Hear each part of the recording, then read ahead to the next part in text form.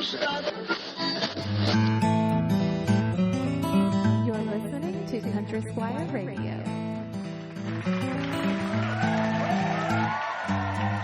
Welcome to Country Squire Radio. I'm Bo. And I'm John David. JD. Good evening, Bo. Good evening, man. How you doing tonight? Dude, it is 7:29.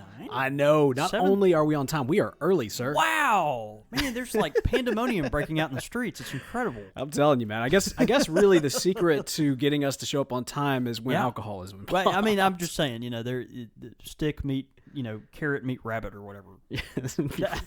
I haven't even started drinking. I mean, it's fantastic. Well, of course, man, we are broadcasting live tonight. This is a Squire Select after-hours show. Oh, I'm so excited. Man, we've got a couple of great pairings tonight. For those that haven't tuned in for Squire Select before, Bo and I occasionally grab some of our favorite brown waters, brown liquors, as it were, whiskeys typically, whether it be Scotch whiskey, Irish whiskey, American bourbon, anything like that, and pair it with some of our favorite tobaccos. So we're going to dive right in tonight. Our first one we've got is actually Old Charter. Yeah, let's knock out the cheap one first. No, man, but a standby, one that's been in the cabinet for a long time, gets the job done well. I like Old Charter. Yeah, it's kind of like a good fishing whiskey is kind of what I found. If you're gonna bring a little flask of something, Old Charter's not a bad way to go. It's not too terribly expensive. Well, yeah, it's a good cabinet scotch, or cabinet whiskey. You keep this around. That's plenty for me. You keep this around. This is something that typically I'd put on ice. If I drank a good bit of this, because it just kind of waters it down a little bit. But with Old Charter, you get a little bit of that bite, and a lot of folks like bite. That's one of those things that. I was actually talking with someone the other day about some of our Perique tobaccos, and, they were saying, some of the Perique tobaccos, particularly that we have at the Squire, are too smooth. Like, they actually prefer a Perique tobacco that's got more bite because they want to feel it. It's like, oh, I'm smoking something strong. I want to feel like I'm smoking something strong. And with Old Charter, you kind of get that with on the whiskey front of it, Yeah, so cheers on the Old Charter. That, my friend, will make a Christian out of you very quickly. That is what I call some cheap whiskey right there. I like it, though. You keep calling it cheap, and it is cheap. It is cheap. It's inexpensive, but, man, I think it's a great house whiskey. No, and I get it. I mean, as a stable, if you're going to mix up a cocktail, it's not a bad way to go. It's got a bit of a bite to it, which is always a good thing. It just, for me, I don't know. I prefer a little bit more of a kind of a bolder flavor. Yeah. And so it's just not particularly my whiskey of choice. Yeah. But at the same time, I'm also the one that bought it and had it here. So understandable. And we're featuring her on Squire Select. That's right. So we are pairing it tonight with Sutliff Private Stock, and this is Black Swan by Sutliff. Now, at the Squire, we don't sell a whole lot of Sutliff tins. We use a lot of Sutliff in our private blends that we use and make at the shop. But I want you to give this a smell, and then we'll talk about it a little more. All right, so let's see. Oh, man, that is a dark tobacco. Sutliff Black Swan. Oh, that smells good. Doesn't it smell great? Yeah. Yeah, it's really nice. So what you're smelling is a whole lot of steamed Cavendish with just a mild vanilla topping. It's an exceptionally smooth tobacco. It's got one of those kind of hint of vanilla room notes to it. Just very simple. And, it, when I was kind of thinking about Old Charter being something that you would kind of keep around the house as a go-to, this is a tobacco. The Black Swan is a tobacco that you could literally smoke all the time and not really get sick of. You know what I mean? Can tell, man. It's something that it's got some nice flavor to it, some nice sweetness, but it's not overly syrupy. So it's one of those tobaccos that you could really smoke quite regularly and not really be worn out on it. Yeah. But good tobacco, real soft on your palate. Beautiful tin. Got the Black Swan, which makes some sense on the side of the on the tin there. Yep. Now, who did you say was the who makes this? This is made by Sutliff. Okay. And, Sutliff, a lot of their interesting story kind of behind some of their stuff. They, I think, my understanding is they inherited a lot of the Altadis blends, which at the Squire we had used Altadis tobaccos for literally 40 years. And so, over time as they kind of transitioned over to Sutliff, we moved with them. But, man, have some great old favorites. They've got some bulk tobaccos that a lot of, tobacconists just pull right out of the bag and use. I know they're, what are some of those tobaccos? Like the Z50 is really popular, and I know there's a couple other cherries that a lot of tobacconists carry, but it's just a really good tobacco company. They spend a lot of time on a wide variety of aromatics. So, let me ask you something. I mean, when you've got like a real dark, just black tobacco like that, I mean, is that specifically because it's Cavendish or? No, not at all. Yeah, that's it's what's interesting. A lot of folks come in the shop and they point at the jars at our tobacco bar and they say things like, I only like the really dark tobaccos, or I know I only like the really light tobaccos, right. And I'm like, well. And I kind of understand what they're saying, but, the leaves are a broad variety of difference there as far as, you say dark tobaccos. I mean, Latakia is a dark tobacco. You've got some Orientals that are dark tobaccos, and then also is steamed Black Cavendish that can also be infused with, like, cherry syrup. So, it's just kind of all over the map. But with that particularly, you can see on that tobacco, if you look at it closely, it kind of glistens a little bit, which means you can tell there's some natural moisture there, and basically that tobacco with the Cavendish has been fermented in its own juices just to kind of give it that natural sweetness to it. So delicious stuff, really good, and I think it pairs well with Old Charter. How well does it keep? I mean, once you pop that 10.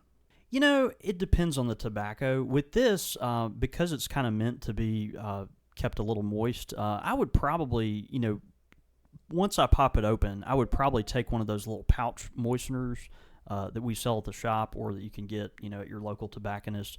It's one of those little disc things that you soak in the distilled water for about 30 seconds, wipe off, and then throw in there. Yeah. I would put that in there to keep it long term. But, if you did keep it sealed up and keep it tight, it would keep for a really long time. That's good. I've never...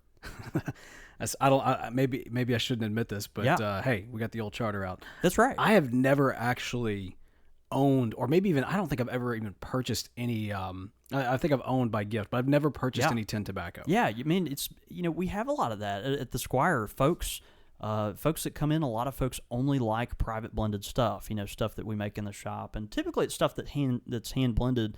Right there by us. And some people just prefer that. I do think, as much as I love our house blends and obviously believe in them, and I stand by and believe in everything we make there at the shop, I mean, some of the best tobaccos on earth are, sold in the format of a tin. Yeah. And so, it's funny. A lot of folks say, oh, well, I come in, I don't like the tin tobaccos because they're not as fresh and this and that. But, man, you'll be surprised the incredible quality. Ooh, man, just nothing for me can beat the crispness of like a Orlick or an Escudo or something like that, man. I just I've only got a few years under my belt as a tobacconist, but right. When I reach that level, I will retire immediately because it's done. At that point, it's just done. Yeah. So anyway, you've never made that blend yet that was just so perfect you had to destroy it immediately. I had to destroy it. Right. It's like because otherwise the universe would collapse on itself. Could happen. It could happen. Cheers. Next up. What we got, man? Little bite for you. Yep. Little bite. All right, I like how Rush at Beardcore has already said, is that Laphroaig in the background? And he's correct. It is Laphroaig. And it's actually a Laphroaig 18-year-old. All right. Now, This is about to be a gear shift right here. It is. Absolutely. Hang on. Yeah. I got some water to cleanse the palate. Oh, look at that. That's man. right. I'm prepared this time. You really are. Yeah. Golly, I feel like we're at hey, there's a new wine bar in town. Is it Jackson? Oh, let's give him a shout out. Free pub. It's called Kate, and it's it's spelled Caet. It's the name of the owner's daughter, but it's on Dooling Street in Fondren, and it's a wine bar. And if you're from Jackson, Jackson's a town of what, 150,000 people or something. I haven't gotten done counting yet. I don't know, but yeah, Get back to me when you know. But yeah. We have a wine bar in Jackson. That's pretty great. That's classy. Yeah, I feel affirmed by that. Yeah, I should mention too in our brief little intermission here that the glasses that we are actually using are Kindred Spirits whiskey tasting glasses. That are you get it when you do the whiskey tasting at the Celtic Fest, which we've mentioned on the show several times. Yeah. Past 2 years, I have gone. You, of course, were working during that time. Yes. But I always stumbled by your booth afterwards to. Yes. Quite literally. Tell you how awesome it was. Hey, John David, you got any more tobacco? It'd be great. Yeah. I don't sound like you that. You sound just like that. Not so your loyal favorite tobacconist at the Country Squire. has the privilege of being really good friends with the liquor store next door. Yeah. And the folks at Lakeland Wine and Spirits, just fantastic package store right next door in the Quarter Shopping Center where we're located. But occasionally they know I like Scotch, and occasionally they will host a Scotch tasting or some kind of event. They occasionally bring me by some surplus. Oh, they're awesome over there. They're great. And so, anyway, this Laphroaig 18 is on the house from them. Oh, yeah. This stuff here in Jackson probably retails between, $70 and $80 a bottle. It's really good stuff. It's single malt. It's from the Islay region in Scotland. And it's one of those that, when you drink it, it's just like straight smoke. Now, this is the 18-year-old version. They have a 16 and I believe a 10 or a 12, something like that. But, so this is the one that you pay a little more for. But check this out. I want to see what you Oh, yes, I'm excited. It is great having the wine and spirit shop just right next door to you guys. Yeah. Almost right next door to you guys. Yeah. Because, last time I was at the shop, I just stopped by there, picked up some brandy, and came on by for some pipe tobacco. Yep. Cheers. Cheers. That, my friend, is what whiskey should taste like. I feel like I just went from a hot dog, like a half microwaved frozen hot dog to all filet mignon. All this hate for Old Charter. No. I'm it's just, I'm hooking up Laphroaig with a big, That's correct. But, and this is if you're not a Scotch drinker, this is probably not the one to start on. But the Laphroaig 18, it is basically what I just tasted tastes kind of like I'm eating peat moss. It is such a earthy, just very genuinely kind of, you get a soil flavor. It's incredible, but it's much smoke flavor. This might be my new favorite Scotch. It's delicious, yeah, and you pay well for it. But it's very, very good. But at the same time, all right, so many years ago, there was a movie that came out called The League of Extraordinary Gentlemen. Okay. And at the exact same time, another movie came out called Pirates of the Caribbean. Oh, they yeah. were out the exact same weekend or the exact same summer or whatever. And I was doing a 2 movies in one night deal with a bunch of friends. And I went to go see League of Extraordinary Gentlemen, which was a terrible, terrible film. Just awful. And then I went to go see Pirates of the Caribbean, and I thought it was the greatest film that was ever made. Yeah, and then they made 18 more of them. Well, point being, it's a fine film, and I really enjoy it. It wasn't as good as I thought it was that night because I was comparing it to the League of Extraordinary Gentlemen. I got it. I'm not trying to dump on Old Charter. I'm just saying I might have to try this again. That might have been your hot dog compared to the right. Exactly. No, Laphroaig 18. It's a fantastic Scotch, and it's one of those that whenever I drink it, it evokes and just screams wintertime, cool weather, football season, people kind of bundling up with their scarves and stuff. This is a Scotch that just screams go sit by the hearth of your fireplace and savor it. So it's something that you probably won't smoke every day. Or probably won't drink every day. I don't think I'd ever smoke it. Yeah. I would actually not recommend smoking it. I don't even know how that would be accomplished. But anyway, yeah. So you probably wouldn't drink it every day because the flavor is so pronounced and so so distinct. So anyway, to pair today with this, I've got one of my absolute favorite tin tobaccos. This is Baren HH Old Dark Fired. This is a fantastic tobacco. And you're a big Baren guy too. I'm a big Baren guy. This stuff, you pop the tin on it, and it's just like old man tobacco. It's just this is tobacco that the way I when I started smoking a pipe, I was like, man, this is kind of what it ought to be. Kind of reminds you of your granddad. Yeah, kind of just gnarly. Yeah. I'm gonna let you smell this, and then we'll talk more about it. Oh yeah, we got the bacon strips. What do you officially call that? That's code for flake. Okay.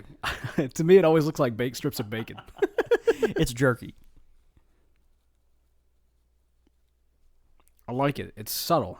It's very subtle. Yeah. If you noticed, it's got a very smoky note to it, and when you smoke this tobacco, it is infused with lots and lots of smoke. And so what they do with this Old Dark Fired, this is a fantastic tobacco. And whenever we get it at the shop, it flies off the shelves. But there's the lid to the tin, Bo, if you want to put that up there. But Old Dark Fired is a Virginia burley mixture. And what they do, they press this stuff into these flakes. But while they're doing it, they actually heat it. And so the process creates this extreme smoky, fiery flavor to it. Yeah. And it's just fantastic. It's very strong. It's one of those that, if you're looking for a vitamin N kick, it gets the job done. Sure.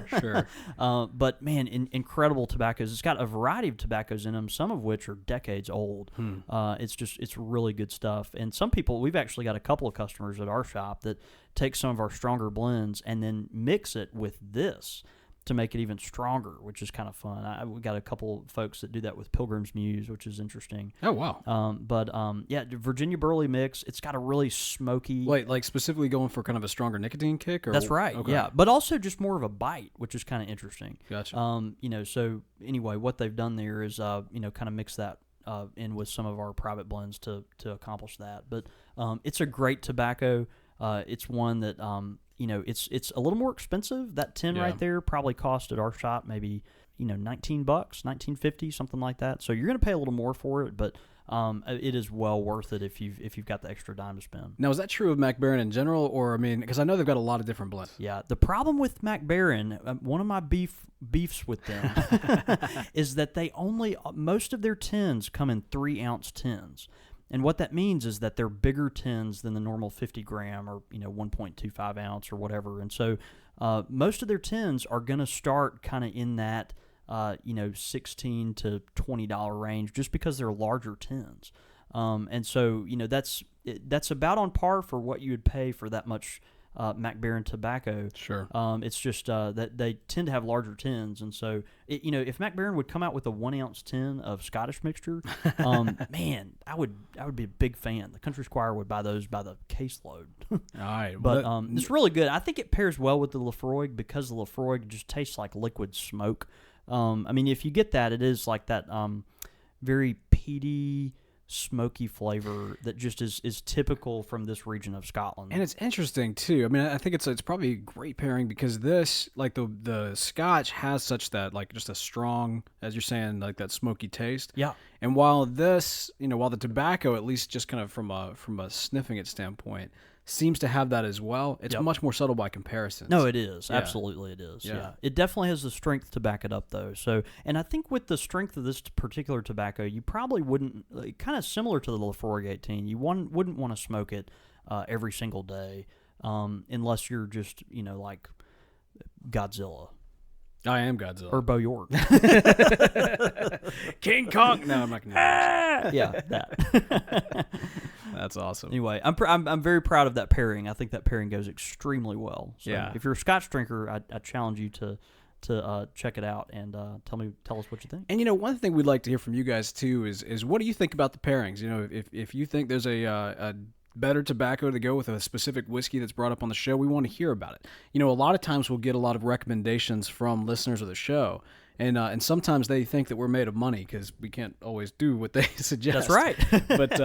But while you're actually suggesting some, be sure to tell us what you like to smoke with it as well. Because if we end up going with it, we want to make sure that we're sharing that knowledge within the community. That's right. Yeah. Now, will you allow me to take 30 seconds to have a Scotch nerd moment? Yeah, absolutely.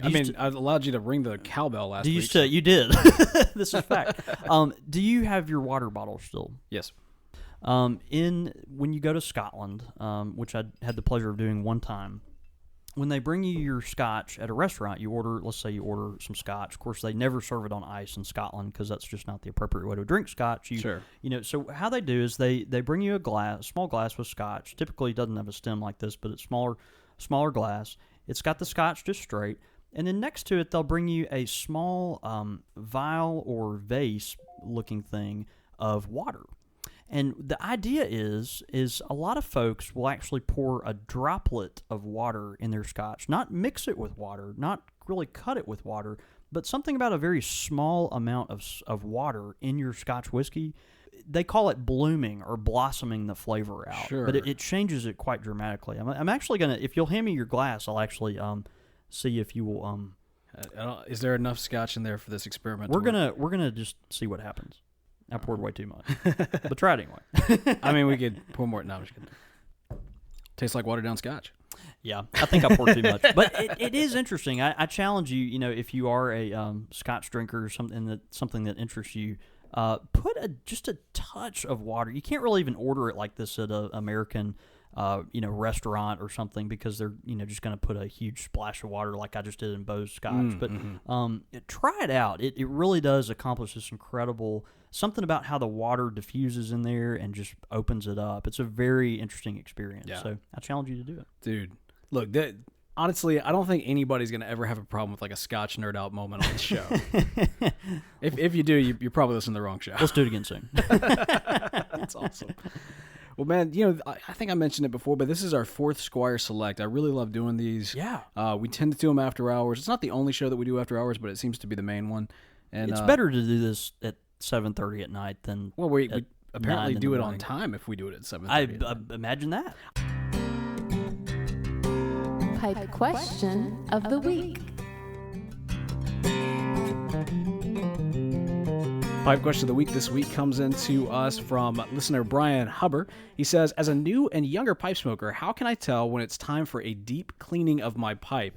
That is an excellent question, because I'm not that new of a pipe smoker, and I don't know the answer to that question.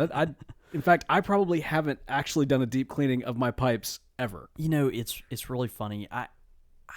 I'm really judgmental on this. Oh, man.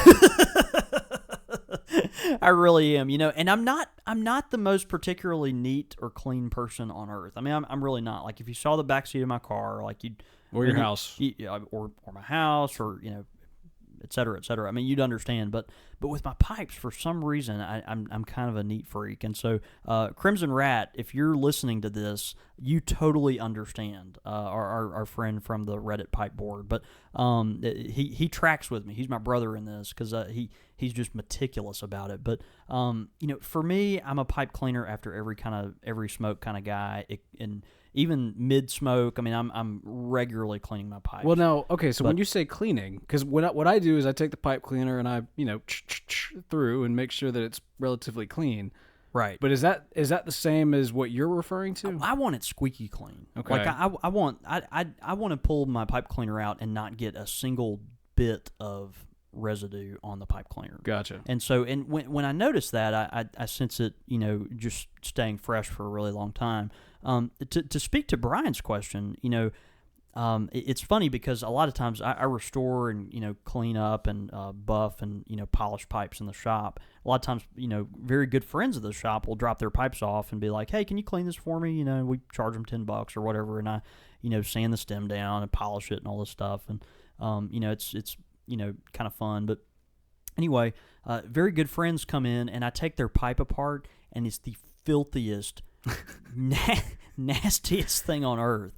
And these are people that just swear they're regularly cleaning their pipes. Uh-huh. It's like when you go to the dentist, and they're like, so, the dental hygienist, like is flossing your teeth for you, and it looks like the inside of the mouth of Jaws because it's just like bleeding so much, and she's like, so when's the last time you flossed your teeth, and. That's every day. Every day. I floss all the time. What are you talking about? I'm flossing right now. Is that what you're doing right now? Yeah. Do you have some painkiller or whatever? But anyway, so that happens regularly at the shop. It's just funny for me to take apart folks' pipes and see that. Man, so again, regularly clean your pipes to prevent this and clean them really deep. As far as deep cleaning goes, when do you need to do that? When do you need to pull out the pipe freshener that comes in the bottle that you can buy at your tobacconist, or, when do you need to, a lot of folks actually, it's funny, we talk about this on Squire Select, a lot of folks will take a pipe cleaner, dip it in whiskey, bourbon, an alcohol of choice, obviously, as we've talked about before, and swab it through the pipe. And what that does is just refreshes it. It kills a lot of that old, bitter taste or whatever. But whenever my key for learning or knowing when to do that is just when your pipe tastes sour. You want to do that when your pipe tastes sour. And so when you do that, when it tastes bitter and you're smoking a tobacco you really like, but you recognize that, wow, it doesn't taste the same. And I know it's the same tobacco.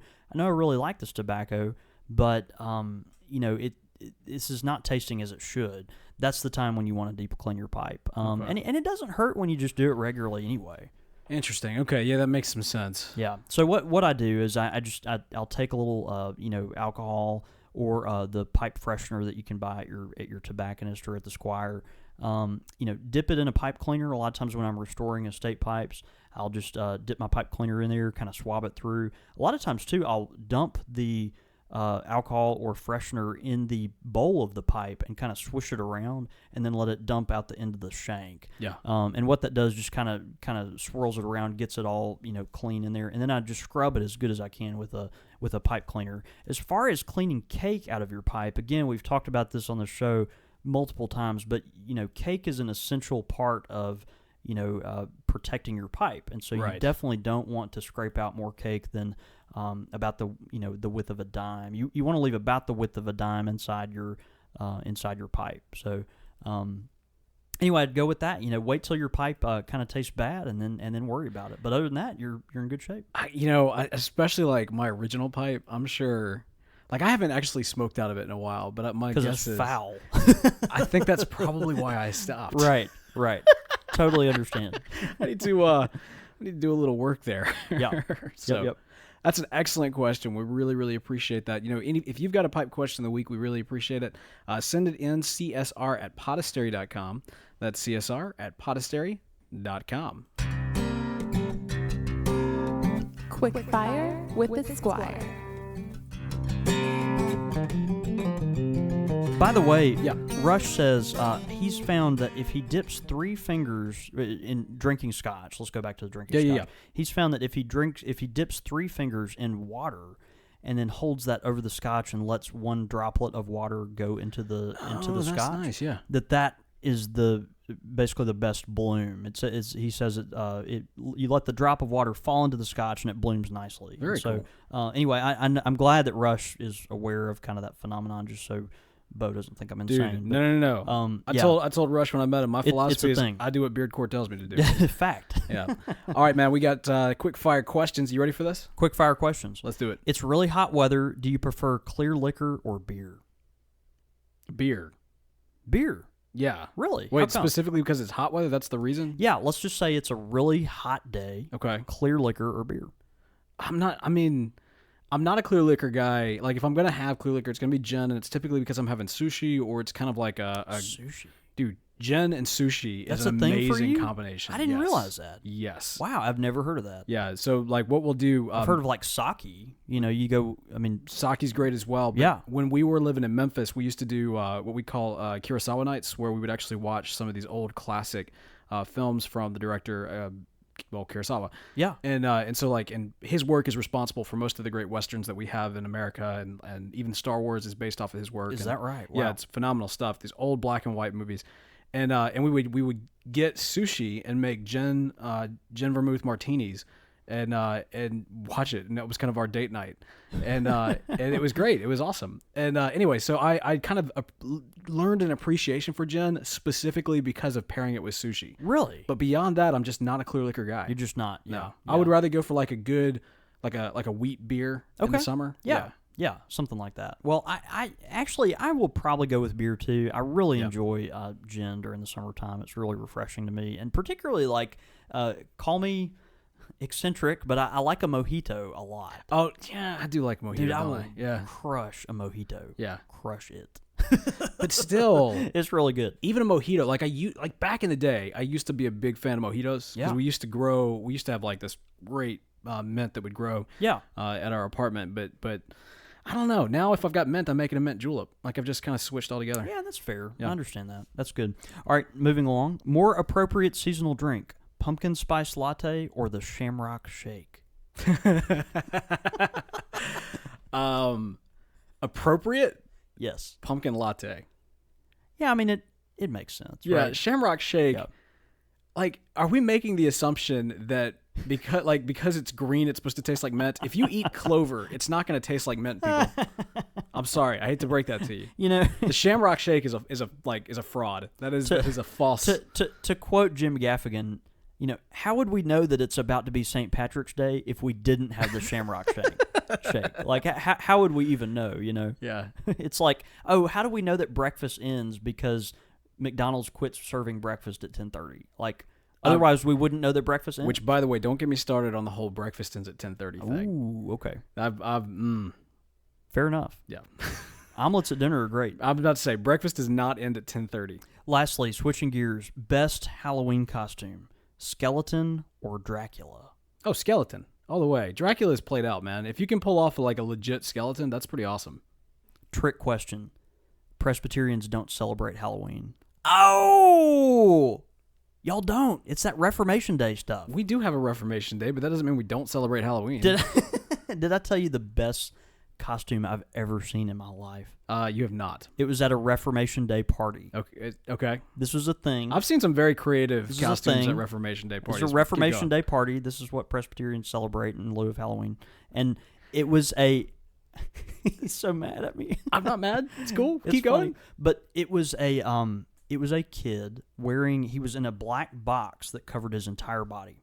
And the top of the box looked like a table, and the table was a platter that had lettuce and apples all around it, and his head was poking through the table, and he was dressed as John the Baptist. That's yeah. It blew my mind. I've seen that one I was before. Impressed and horrified all at the same time.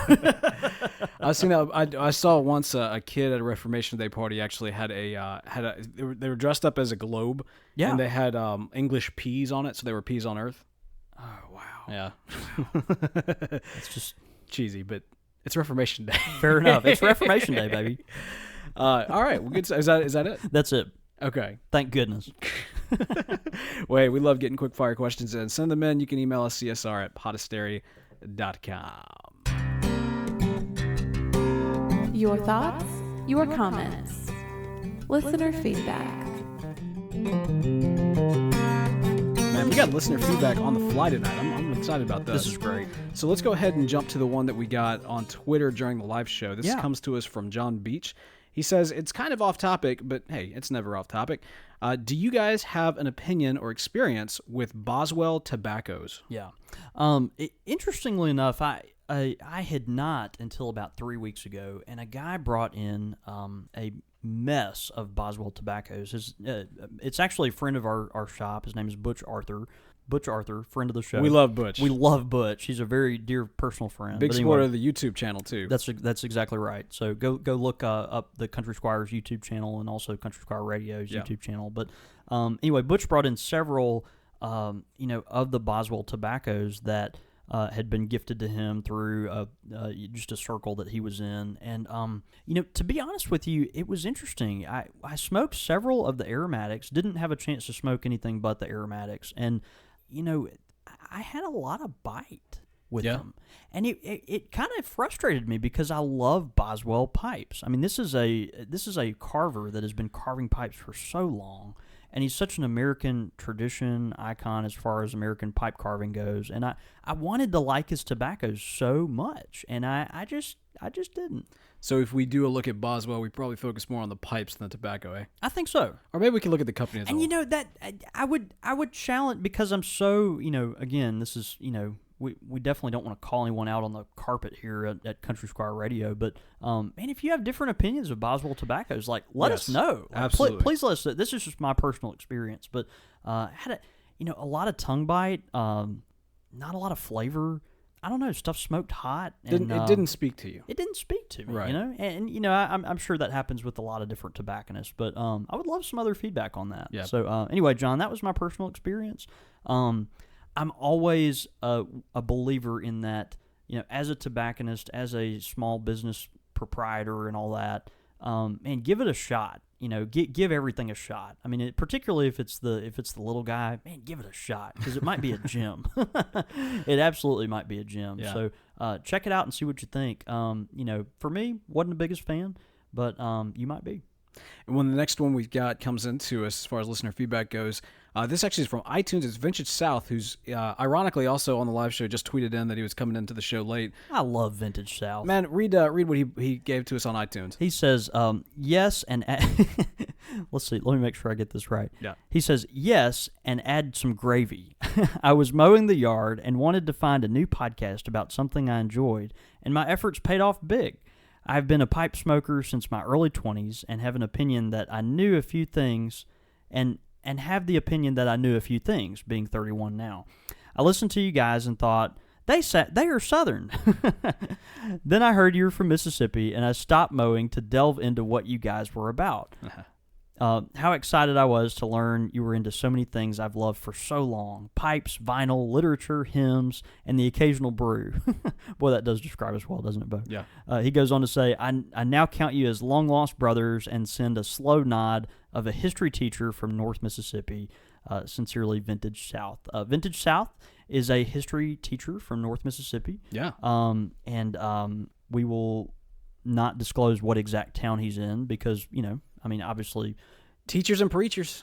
Man, we totally understand. We love you guys. We keep your secrets, but we know there's a ton of you guys listening. That's right. But brother, man, I'm so glad you wrote into us, and man, it's just been a pleasure to get to know you, and we're glad to have you with the show. Yeah, man, and I hope you make it down to another pipe meeting in the future too, because I wanted more time to hang out with you. I love it because he also, I think he listens to Talking Vinyl.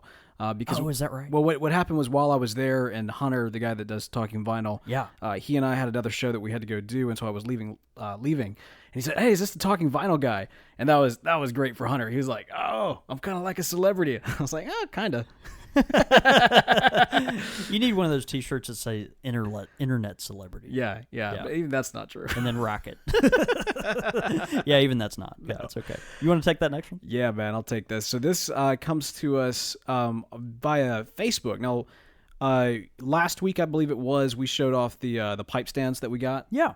Now, those actually came to us from Mark. Now, Mark says, on the last episode of Pipe Culture was great. Smoking while woodworking slows me down and makes the work more enjoyable. These two hobbies are symbiotic, and the gifts are an appreciation of your craft from mine. And so just really love that. Thank you so much, Mark. Very well done. We really, really enjoy them. And yes. They're definitely in a place of prominence and will be featured quite often. When I was getting ready for tonight, I got the bourbon, and I actually lined it up with the mic, and I wanted a pipe in there, so I used one of the pipe stands to kind of put it up in there. So well done. They will definitely have a place of prominence in the studio and in the history of the show. So thank you so much for that. That is great. And by the way, we just heard from Vintage South on Twitter, who we just gushed over new friendship. But he actually has some experience with Boswell's, and he says Boswell is legit.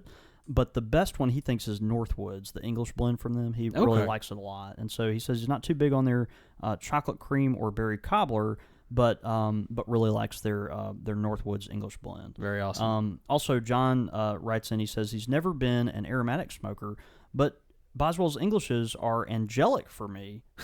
So that's great. Give Northwoods a try. It's my favorite. Love being a part of the show. So that's great. John, in all fairness, I smoked pretty much only their aromatic stuff.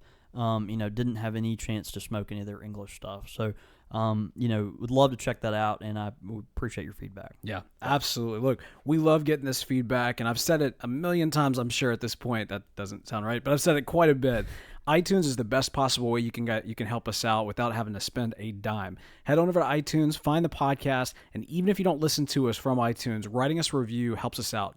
And I don't mention this enough, but you don't if you don't feel like, well, I don't really know what to say, I'm not really, I read some of these essays and this just poetic description, and I feel uncomfortable just putting I like it or something like that. Look, if you want to go on there and just leave us a 5-star review, that's huge too. You don't have to write a review for that. You can just go in and click 5-star for the rating, and that's a big help as well. Of course, we love getting the reviews because that way we get to read them on the show. And it is fun. Any chance we get to interact with you guys, that's our favorite part of the show. Yep. All right, man. Well, I think despite the rocky start, we pulled it together there in the end. There is no rocky, man. I had a great time. I had a great from beginning to end. From beginning to end. The fact that we had a good time doesn't mean that it wasn't necessarily rocky. Let's be honest. Fair enough. Well, good deal, man. Well, hey, let's normally I say let's go have a day, but let's go get some sleep. Man, sounds great. See you, brother.